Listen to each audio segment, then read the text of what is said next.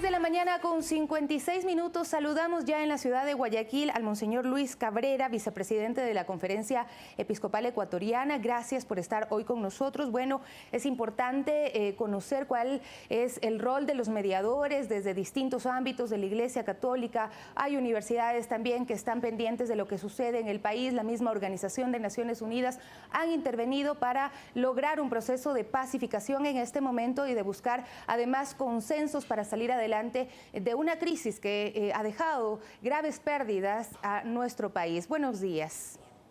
Muy buenos días. Muchísimas gracias por esta oportunidad de poder conversar con usted y responder algunas de las inquietudes que seguramente nos van a plantear. ¿Cuál es el rol en este preciso momento de la Iglesia Católica para aportar a que se construya este diálogo y se llegue a consensos? Bueno, junto con las Naciones Unidas, nuestro papel ha sido más de facilitar o de crear espacios para que el tan anhelado diálogo pueda darse. Y todo lo que implica esto, por ejemplo, el acercarnos a las partes, iniciar un diálogo, escucharlos, ayudar a que ellos vayan elaborando las propuestas de negociación hasta que finalmente puedan sentarse a discutirlas, de tal forma que se negocie y cada uno pueda ceder aquello que debe ceder, acoger la otra parte, siempre en función de un bien común, de un bien superior, en este caso de la nación, del país, de todos los sectores particularmente marginados. Entonces ha sido nuestro papel principal de crear espacios de encuentro, de diálogo. Lógicamente que eso implica varias cosas. Por ejemplo, lo que yo llamo iniciar nuestro trabajo por desarmar el corazón, por hacer que el miedo o esa actitud beligerante vaya disminuyendo y, de ser posible, desaparezca. Luego, otro punto importantísimo para nosotros ha sido también el invitarles a escuchar, a comprender las posiciones. Luego, juntos, elaborar una propuesta ya de negociación. Y finalmente, lo más importante para nosotros en este momento va a ser que se respeten esos acuerdos de tal manera que se continúe en ese proceso. No podemos dar un pie atrás en ese sentido, sino a partir de lo acordado comenzar a trabajar. Bueno, es importante ahí revisar lo que ya ha sucedido, cómo se inició este proceso de diálogo con el sector indígena, por ejemplo. Ustedes pudieron observar que las partes quedaron de acuerdo, quedaron conformes con lo que se pudo hablar por lo menos ese día y con las primeras líneas base desde las cuales se partirá en toda esta construcción de nuevas medidas económicas para el país. Bueno, el acuerdo fundamental se dio. Al final aparecieron algunas discrepancias, pero más en cuestión semántica, de terminología, que si debía estar, se debía llamar otro decreto o nuevo decreto, pero en líneas de máxima hay un acuerdo de que el diálogo pueda continuar. Y yo creo que en ese sentido también el diálogo no se queda únicamente pues, con el sector de los pueblos y nacionales indígenas, sino va más allá. De hecho, le comento que en estos días se está tratando ya de hacer nuevos acercamientos, nuevos encuentros con el sector de trabajadores, concretamente con el FUT. Hoy se reunirían con el Frente Unitario de Trabajadores, ¿tenemos entendido, o se va a alargar esta conversación? Bueno, digamos, todavía no se ha llegado a acuerdos. Hasta el momento se ha fijado un lugar posible, que sería la sede de la Conferencia Episcopal. Ya la hora está por definirse. De eso, la hora va a depender mucho de la agenda que se elabore entre el gobierno y los trabajadores. ¿Cuesta llegar a estas reuniones con las posiciones tan alejadas desde donde se partió estas posiciones que tuvieron, por ejemplo, el sector indígena que decía se deroga el decreto o no conversamos, el sector del gobierno que decía no podemos ceder en esto? Estaban bastante alejados. ¿Cómo lograr que otros sectores también vayan acercándose? Bueno, yo creo que el procedimiento que nosotros hemos seguido puede aplicarse también. Un procedimiento muy respetuoso, de tal manera que las partes puedan expresar sus argumentos, sus razones, los motivos por los que se mantienen esas posiciones, pero a la vez también ofrecerles alternativas para que vayan más allá de esa posición rígida y comiencen a descubrir que hay otros intereses que nosotros llamamos del bien común, intereses que van a satisfacer o que son propios, mejor dicho, de la inmensa mayoría de los ecuatorianos, de muchos sectores.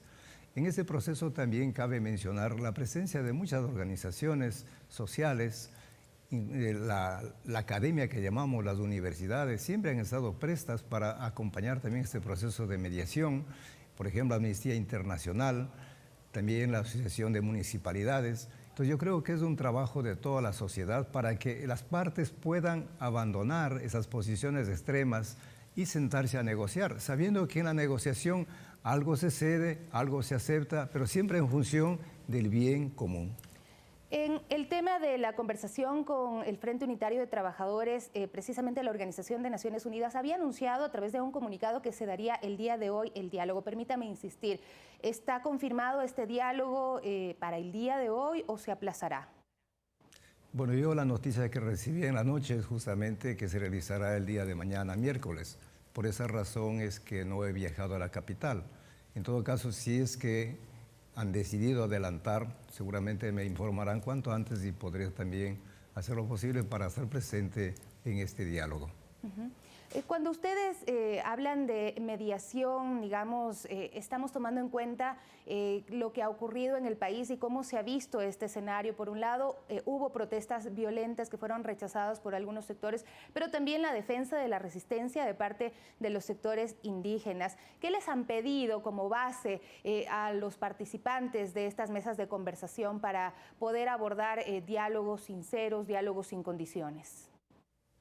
Bueno, lo primero que se ha tratado es de identificar a lo que llamamos a los interlocutores o a los actores sociales que están en este conflicto. Concretamente, el mundo de los pueblos nacionales indígenas, el saber quiénes son los voceros oficiales, con quiénes se podría conversar. Pues otro sector importante han sido el mundo de los trabajadores. Entiendo también aparecerán otros actores con quienes entraremos en un diálogo directo. Pero lo importante era identificar, individuar las personas con quienes tendríamos que nosotros que dialogar abiertamente. Por supuesto, también en este contexto social de protestas aparecieron otros elementos que causaron lo que nosotros conocemos ya como el vandalismo. Lógicamente, eso es un tema que la justicia tendrá que investigar para en un momento dado pues aplicar las sanciones debidas. Esta intermediación de la Organización de Naciones Unidas, de la misma Iglesia y hasta las universidades se ofreció días antes de que se produjera ya efectivamente el diálogo. ¿Por qué cree que se demoraron tanto en ceder las posiciones, tomando en cuenta que ya lo que se estaba viendo en el país era una situación de caos realmente? Bueno, aquí yo creo que es importante también un dato. Nosotros, tanto como Naciones Unidas como Conferencia Episcopal, entramos en este proceso de acompañamiento, de diálogo, porque las partes manifestaron de una manera verbal su disponibilidad a acoger nuestra presencia.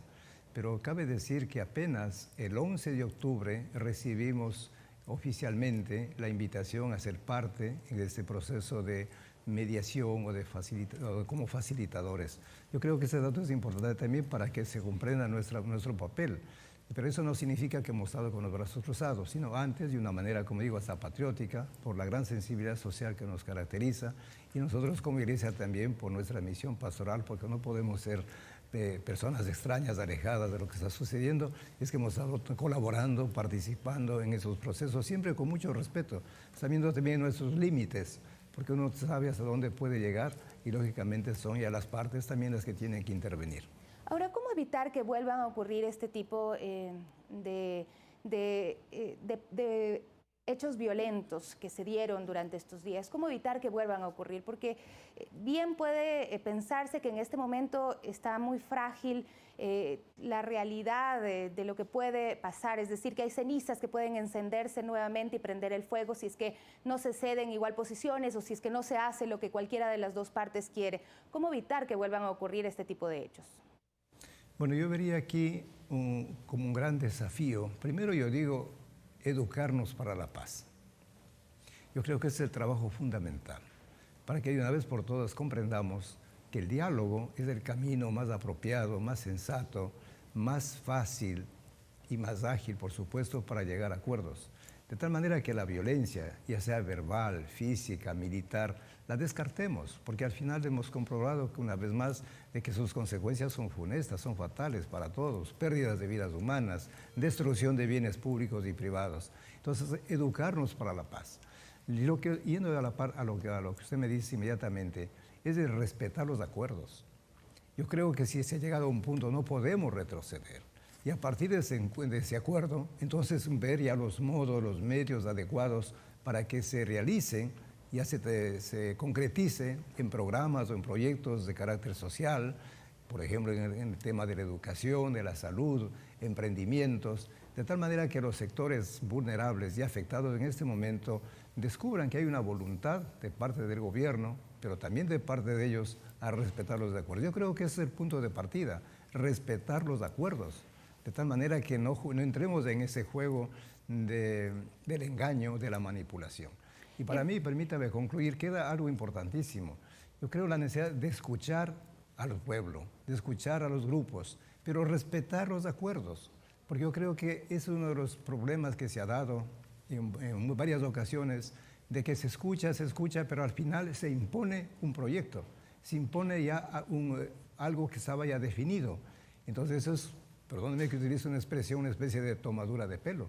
Y yo creo que nadie se presta para la burla, el engaño y otro tipo de manipulaciones. Eso no se merece el país, por supuesto. Muchísimas gracias por acompañarnos también el día de hoy. El Monseñor Luis Cabrera, vicepresidente de la Conferencia Episcopal Ecuatoriana desde la ciudad de Guayaquil, nos habla de que se respeten los acuerdos, de que se escuchen las partes, de que se comprenda la realidad de cada uno de los sectores, tanto los sectores sociales, el movimiento indígena que debe pues poner sobre la mesa, y ya lo ha hecho, la situación de pobreza que se vive en este sector de la población y cuáles son los temores que tienen con respecto a las medidas que se puedan tomar, y también del otro lado el gobierno, que plantea la realidad económica del país y que pide que se colabore en construir pues una vía que pueda ser adoptada por el país para el progreso de todos. Vamos a una pausa y enseguida regresamos con la ministra de Inclusión Económica y Social, Berenice Cordero, en Primera Impresión.